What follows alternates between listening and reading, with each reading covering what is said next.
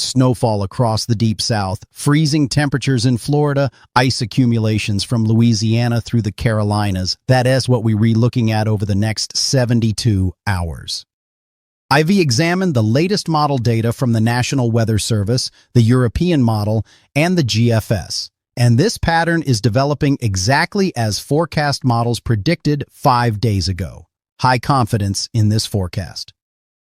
Right now, conditions across the country show a textbook winter setup, and the contrast is striking.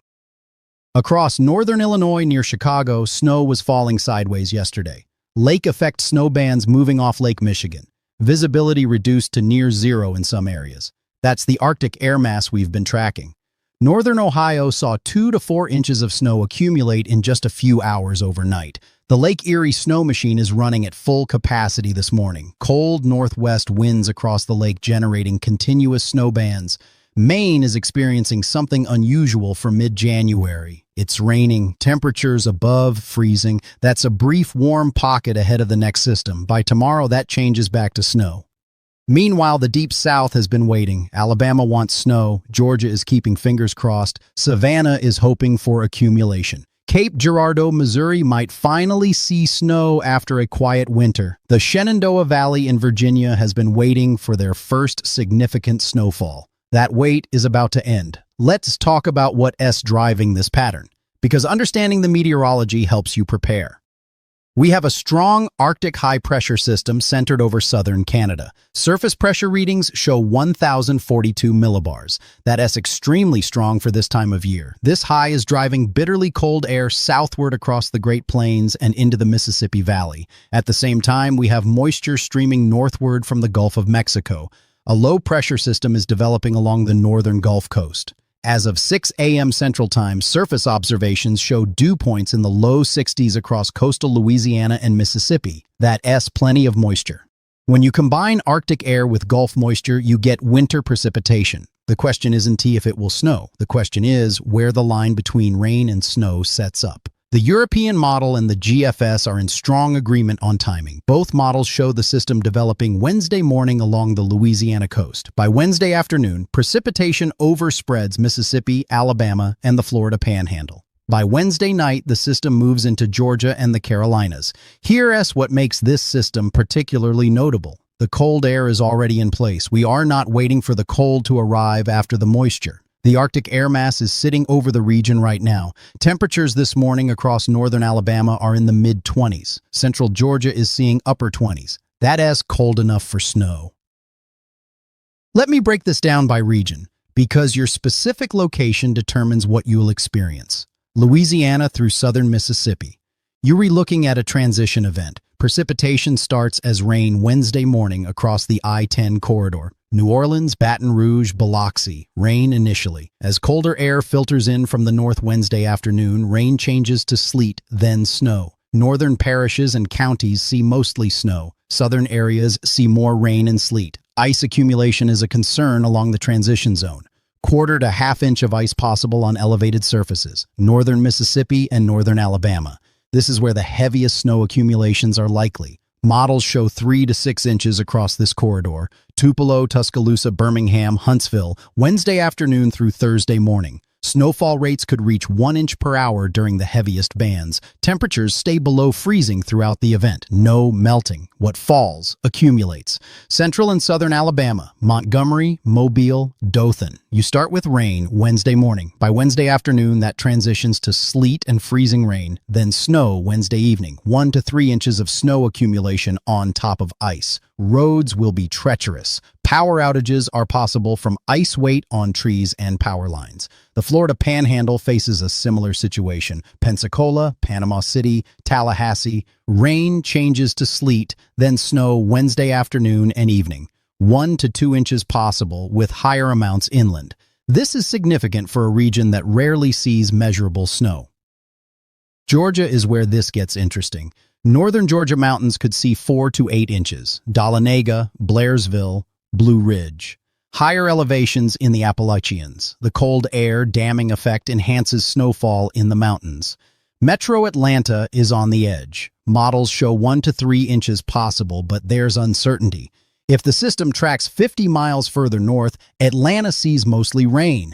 If it tracks 50 miles further south, Atlanta could see 4 inches. We'll have better clarity on that track by tomorrow morning. Savannah and coastal Georgia are hoping for snow. You'll see precipitation Wednesday night into Thursday morning, but temperatures along the coast are marginal, right at freezing. You might see snow mixing in, but accumulation is questionable. Inland areas have a better chance. Statesboro, Vidalia, Milledgeville, 1 to 2 inches possible.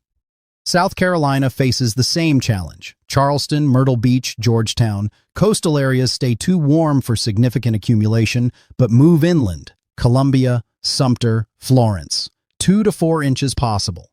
The transition from rain to snow happens Wednesday evening. Roads that are wet from rain will freeze as temperatures drop and snow begins. North Carolina's Piedmont and coastal plains see similar impacts. Raleigh, Fayetteville, Wilmington, 1 to 3 inches. The mountains of western North Carolina could see 6 to 10 inches, especially above 3,000 feet elevation. Now let's talk about what happens after the snow, because the cold that follows is equally important. Behind this system, Arctic air reinforces across the entire eastern half of the country. High temperatures. Thursday across the Deep South struggle to reach freezing. Overnight lows Thursday night into Friday morning drop into the teens across Alabama, Georgia, and South Carolina. Single digits across Tennessee and Kentucky. Florida sees temperatures that haven't occurred in years. Tallahassee could see 18 degrees Thursday morning. That freeze warning territory. Even Central Florida drops into the 20s. Orlando, Tampa, Lakeland, extended freeze. Citrus country faces potential crop damage if temperatures stay below 28 degrees for more than 4 hours. Many Floridians don to own heavy winter coats, and that's completely understandable. You don't need them most years. But this week, you need layers. Multiple thin layers trap heat better than one heavy coat. Long underwear works. Sweatpants under jeans, 2 pairs of socks. Cover your head. Most heat loss occurs through your head and neck. For those in Alabama and Georgia who do see significant snow, let's talk about practical considerations, because driving in snow is different than driving in rain. Much different. If you've never driven in snow before, don to start Wednesday. Stay home if possible. Snow reduces traction by 80%. Ice reduces it by 90%. Your vehicle doesn't respond the same way. Braking distances increase dramatically. Turning requires much more distance and time. If you must drive, slow down. Cut your normal speed in half. Leave 10 times the normal following distance. Accelerate gently. Brake gently. No sudden movements. Keep momentum on hills, but don't accelerate up them. Momentum carries you up, not horsepower. Northern friends have experience with this. If you're in the South and have questions, reach out to someone from Minnesota, Wisconsin, or Michigan. They've driven in these conditions their entire lives. They can give you specific advice for your situation. Stock up on supplies before Wednesday morning. Bread, milk, batteries, flashlight. Basic hurricane prep applies to winter storms, but add cold weather items, blankets, propane for outdoor heaters, salt or sand for walkways and driveways. Cat litter works excellent under tires if your car gets stuck. Provides traction. Costs $3. Many of you probably already know that trick. Check on elderly neighbors. This cold is dangerous for people who don to have adequate heating. Hypothermia can occur indoors if temperatures drop low enough. Senior citizens are particularly vulnerable. Make sure they have heat, food, and someone checking on them daily. Power outages are possible, especially in areas that see ice accumulation. Ice weighs down power lines and tree branches. Quarter inch of ice weighs approximately 500 pounds per foot of power line. Half inch weighs 1,500 pounds. Lines snap. Trees fall on lines. Outages result. Have a backup heat source if possible. Fireplace, wood stove, propane heater. Never use outdoor cooking equipment indoors. Charcoal grills and propane camp stoves produce carbon monoxide. Carbon monoxide kills, quickly, silently. Use them outside only. Let's address timing more specifically, because knowing when this hits your area helps you prepare. Wednesday morning, 6 a.m. to noon. Precipitation develops across Louisiana and southern Mississippi. Rain initially. Wednesday afternoon, noon to 6 p.m., precipitation overspreads Mississippi, Alabama, western Tennessee, northern Florida. Rain transitions to sleet and snow across northern areas. Wednesday evening, 6 p.m. to midnight. System moves into Georgia, South Carolina, North Carolina. Snow develops across the Piedmont. Coastal areas still seeing rain. Thursday morning, midnight to 6 a.m. Snow continues across Georgia and the Carolinas. System begins pulling away. Snow tapers from west to east. Thursday afternoon, system exits the coast. Skies clear, temperatures plummet. Total accumulation timing is 12 to 18 hours for most areas. That is not a quick hitting event. This is prolonged snowfall with time for significant accumulation. Road conditions deteriorate rapidly once snow begins. Bridges and overpasses freeze first. They re-elevated so cold air circulates above and below. They ice up while regular roadway is still just wet.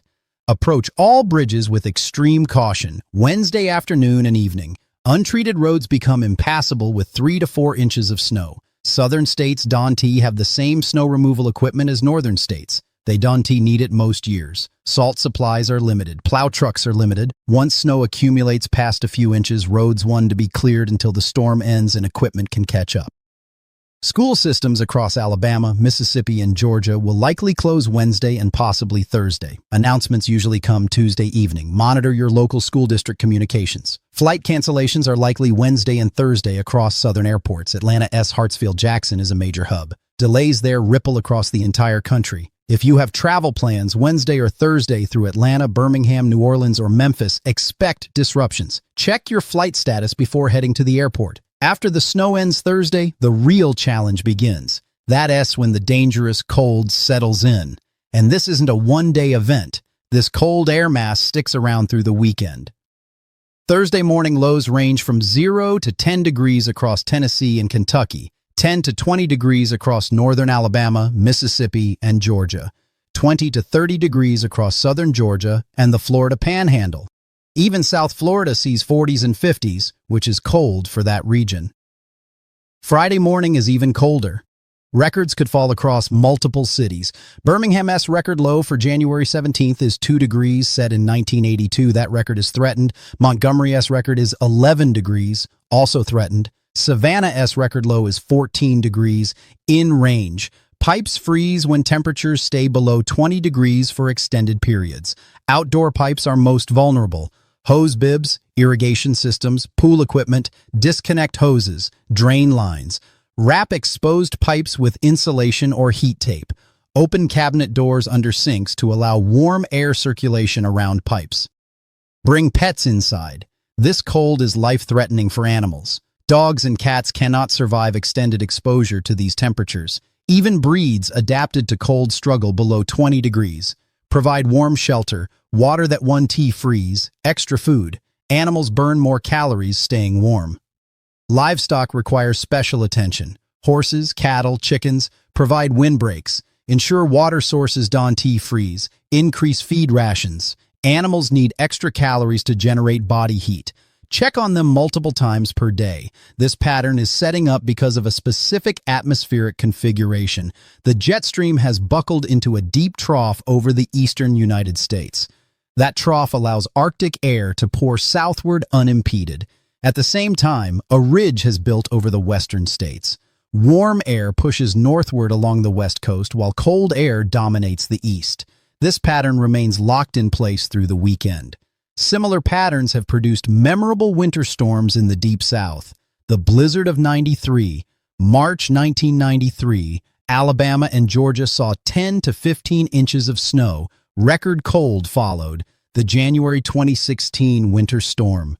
Snow fell across Louisiana, Mississippi, Alabama. Pensacola measured 2.8 inches, their largest January snowfall on record. This event won to reach 93 levels. That was a once-in-a-generation storm.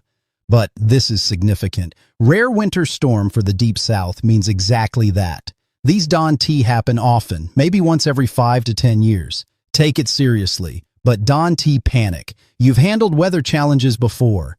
Hurricane preparation skills transfer to winter storms. Same principles. Stock supplies, secure property, protect vulnerable people, stay informed.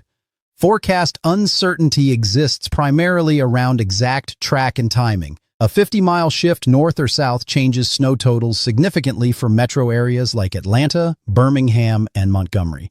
That SYIL continue monitoring models and providing updates as we get closer to Wednesday. But the overall pattern is clear. Cold air is in place, moisture is coming, winter precipitation is guaranteed. The question is not if, but exactly where the heaviest amounts fall. Model guidance tomorrow morning provides better clarity. The high-resolution models like the NAM and HRR come into range Tuesday afternoon. Those models show finer detail at shorter time ranges. We'll see exactly where that rain-snow line sets up. But you don't need to wait for perfect forecast details to prepare. Start Tuesday. Stock supplies. Winterize exposed pipes. Plan to stay home Wednesday. Check on vulnerable people. Charge devices. Fill prescriptions. Get ahead of this. For my northern viewers, this is routine. Another winter storm. But for Alabama, Georgia, Florida, this is unusual. Don't underestimate the impact. Your infrastructure isn't designed for this. Your experience level is limited. That combination creates hazardous conditions. Minnesota has been watching these forecasts all morning. You handle this every year, but respect that others don't have that experience. The advice you take for granted can save lives in regions that rarely face winter weather. Share that knowledge. Help friends and family in the South prepare. This pattern breaks down by Sunday. The trough lifts northward. Temperatures moderate. Highs return to the 40s and 50s across the South by Monday. Snow melts. Things return to normal. But Wednesday through Saturday is the challenge period. 4 days of winter weather and dangerous cold. Stay informed. Monitor National Weather Service updates for your specific county. Winter storm watches will likely be issued Tuesday. Warnings follow Tuesday night into Wednesday morning once timing becomes certain. NWS provides the most accurate local information. Use multiple sources. Don't rely on a single forecast. This is a significant winter weather event for the Deep South. Rare, impactful, potentially dangerous for those unprepared, but manageable if you take appropriate precautions. Snow in Alabama, freeze in Florida. That's our forecast.